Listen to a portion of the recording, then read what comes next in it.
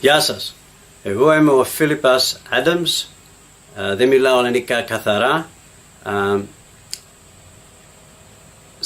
Θα το κάνω στη αγγλικά. Hello everybody, and thank you for watching. I want to first of all I'd like to thank the Unity4J Greek team for inviting me to produce this video. Okay, so who am I? I'm Phillip Adams from Brisbane. I'm from Greek father and half Greek mother. My father was born in Egypt. He was a Greek from Egypt. Surname was Anagnostaras. And my mother was from a Greek mother, Papatsikourou from Leros, and a Maltese father. So I'm 75% Greek and a little bit of Maltese thrown in there. But pretty much I'm Greek. My father's side, Anagnostaras, has a heritage back, very proud heritage to the Greek War of Independence. An ancestor of mine, Anagnostaras, is a Greek war hero. So I very much look upon what he did back in 1821, the first victorious battle against the Ottomans in 400 years to bring about Greek independence, and draw strength from what he did back then, and in some way channeling that into this current campaign. So, okay, what is this current campaign? Well, I initiated and direct the Australian Free Julian Assange before it's too late petition. It's a petition open to everybody in the world, including in Greece, to sign it and support it. It's an international campaign. But it's being submitted to the Australian government, specifically the Prime Minister, the Foreign Minister, and it is delivered by petition notices. Each time we pass 1,000 signatures to Prime Minister, the Foreign Minister, and 226 parliamentarians that make up the entire Australian government. Okay, why did I start this petition? Well, after extensive research on the matter of Julian Assange, it became clear to me that there was something significantly wrong going on here, and I needed to do something about it. I recognised there was about 40 other petitions that had actually started, and many of them seemed to go nowhere. 100 signatures, 50 signatures, 1,000 signatures, and then stop. One which appears to be working very well is the one by Yanis Varoufakis, the former Greek finance minister and founder of, or one of the founders of DiEM25, Democracy in Europe, and that is working quite well. They have, congratulations, they have passed 100,000 signatures, which is fantastic. That petition is directed to the Ecuadorian government to maintain and open communication channels to Julian Assange, which is great.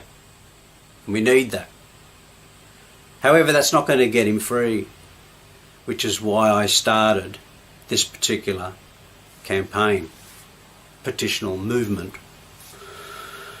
I started it in July, and now we've amassed 25,000 signatures. We're approaching 25,000 today. It's been very difficult to get it going. It's been attacked and hacked, and attempts to derail it on multiple occasions, but it's still growing. Now, the important thing about the petition that I initiated, which you can find the links on this site, is that it is correctly targeted to free Julian Assange. Julian Assange is an Australian citizen and more recently became a dual citizen and a citizen also of Ecuador. But he is born and bred from Australia. In fact, he lived a lot of his life, some of his life, where I live now in Brisbane. And I have worked with people that went to school with him. So I have a little bit of, I don't know him. I am in contact with his family, members of his family. I'm just, if I can say so, I'm a marketing and sales person from the corporate world, campaign specialist, and I felt as though I knew how I could do it, make it happen.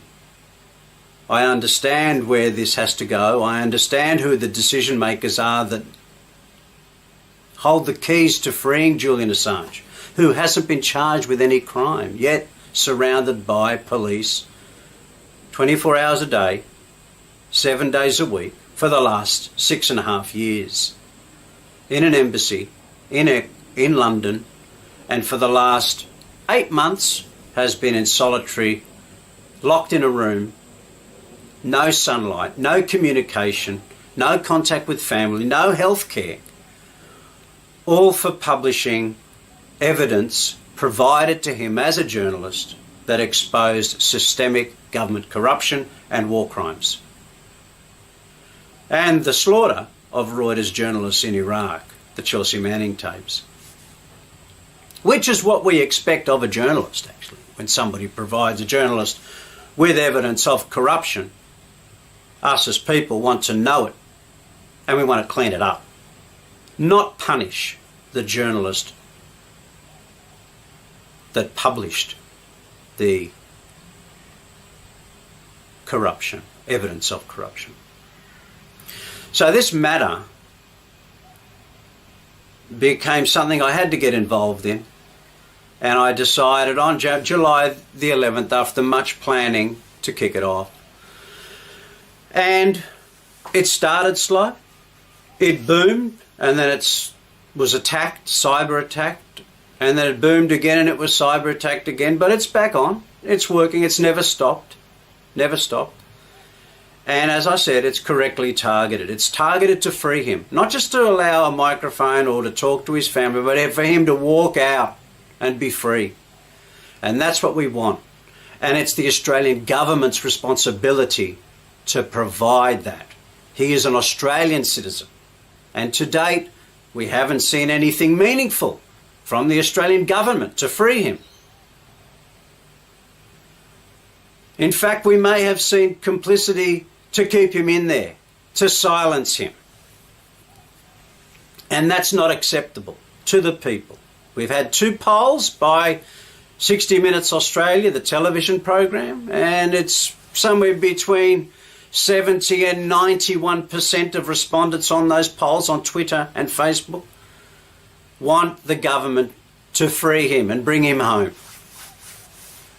My petition, it's 25,000 signatures and growing of people that want the government of Australia to secure his freedom and to allow him to come home to see his family or to go wherever he wants to go and resume his duties as a journalist if he wants to, but not stay in this torturous, ridiculous situation in an embassy in the middle of London and have us just ignore it. No, that's not going to happen.